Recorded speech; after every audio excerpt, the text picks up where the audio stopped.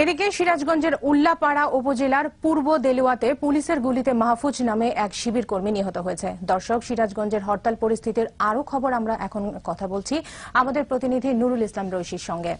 রইশি, শুনতে পাচ্ছি লিপি। সিরাজগঞ্জে একজন নিহত হয়েছে, এই মুহূর্তে কি অবস্থা সেখানে? লিপি, আপনি যেমনটা বলছিলেন যে সকাল থেকে উল্লাপাড়া সদর এবং বিভিন্ন জায়গাতে গাছের গুড়ি ফেলে মহাসড়ক অবরোধ করে রাখে হরতাল সমর্থকরা।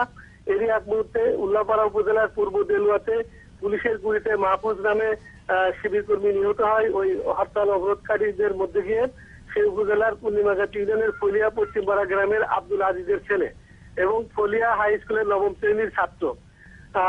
আপনি জানেন যে আজকে উল্লাপাড়ার পূর্ব দেলুয়াতে হরতাল সমর্থকরা গাছের গুড়ি ফেলে সড়ক অবরোধ করে রাখে। এ সময় পুলিশ অবরোধকারীদের ছত্রভঙ্গ করতে গুলি করতে থাকে। মাহফুজ, রেদওয়ান ও সোহেল নামে শিবিরের 3 কর্মী গুলিবিদ্ধ হয়। এই সময় আহত হয় অন্তত 15 জন। গুলিবিদ্ধ মাহফুজকে উল্লাপাড়া বিশ্বজ্জা হাসপাতালে নেওয়া হলে সেখানে তার মৃত্যু হয়।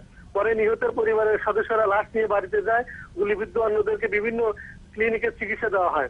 তারপরে এক শিবির কর্মীকে আটক করা হয়। এখান থেকে গুলিবিদ্ধ মাহফুজকে আটক করে উল্লাপাড়া স্বাস্থ্য কমপ্লেক্সে নেওয়ার পরে সে মারা যায়।